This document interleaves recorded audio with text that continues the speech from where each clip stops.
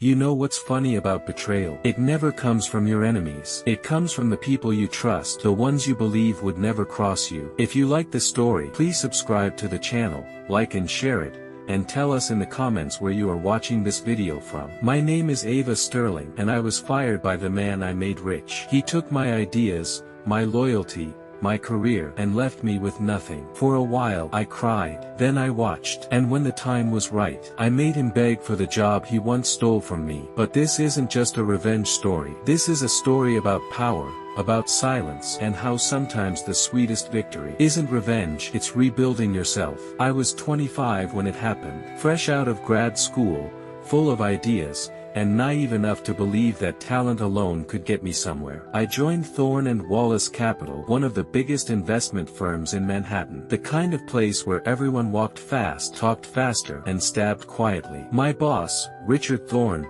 was the definition of success. Tall, confident, expensive suit, voice like a sermon. He could sell ice to an Eskimo and you'd thank him for it. For 2 years, I worked under him. Late nights, missed birthdays, canceled plans. I was the one who ran numbers till dawn, who fixed presentations he took credit for, who caught his mistakes before they reached the board. And I didn't mind, because I thought loyalty meant something. Then came the big one, Project Helix, a deal that could make or break the company. I stayed awake for weeks researching, modeling, pitching, perfecting every slide. When it finally closed, Richard looked like a hero. The firm made $400 million, and the next morning, he fired me. No warning, no explanation, just a cold meeting in his glass office. He smiled as he slid an envelope across the table. "Ava," he said, "you're talented, but you're not executive material. Take the bonus and move on." That's the moment I learned, in the corporate world, loyalty is just unpaid labor. I remember walking out of that building,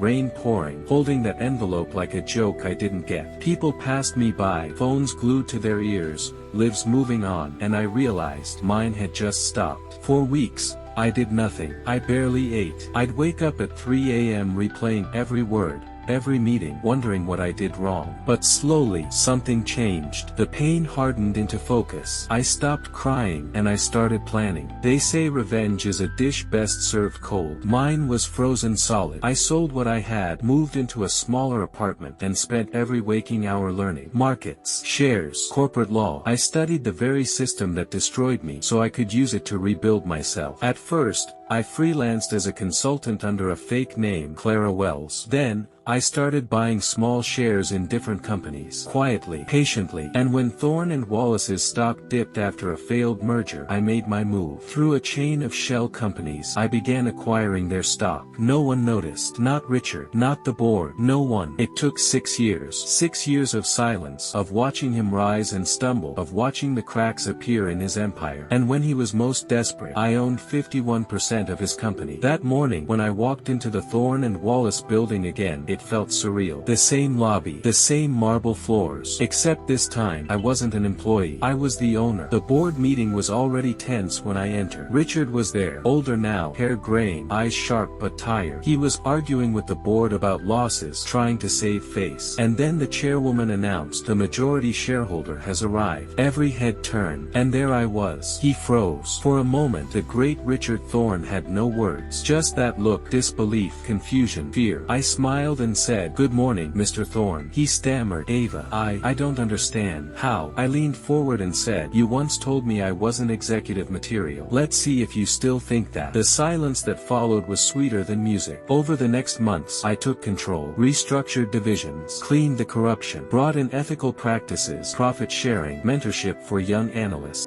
The company thrived again, but not because of Richard. Because of me. He remained as a consultant, for a while, a symbolic gesture. But every time he saw me walk into a meeting, every time I signed a deal, I could feel his regret. That was my quiet justice. But here's the thing no one tells you. Revenge doesn't heal you. For a while, I thought it would. I thought seeing him kneel would make everything right again. But it didn't. Because deep down, I realized I'd spent years building my life around a man who didn't deserve a second of it. One night, I was sitting in my office, corner view, city lights sparkling like 1,000 lies, and I felt nothing. No victory, no joy, just silence. That's when it hit me. Owl without peace is just another cage. So, I walked away. I didn't quit. I evolved. I rebranded the company under my name, Sterling Capital, and shifted its mission. We started funding women-owned startups, mentoring fresh graduates, investing in sustainable projects. Real change. I no longer wanted to destroy Richard's world. I wanted to build a better one. 2 years later, he came to see me. He'd lost everything: reputation, position, investors. He sat across from me in the same office where he once fired me, and in a voice barely above a whisper, he said, "I need a job, Ava." I looked at him, not with hate, not even satisfaction, just calm. And I said, "Then consider this your interview." I slid him a pen, the same way he once slid me that envelope. He took it, hands trembling, and signed the papers. That moment wasn't about revenge. It was about closure. Now, people ask me all the time, how does it feel to win? And I tell them, winning isn't making someone else lose. Winning is when you no longer need them to lose for you to be happy. I didn't rebuild myself to hurt Richard. I rebuilt myself to prove that I could. Looking back, I don't hate him anymore. In a strange way, I thank him. Because if he hadn't pushed me off that cliff, I'd never have learned to fly. The woman he fired doesn't exist anymore. The girl who cried over his betrayal, who begged for recognition, she's gone. What stands in her place is someone he can never break again. My name is Ava Sterling, and I am the silent shareholder, not just of a company, but of my own destiny. Because the greatest revenge is living free.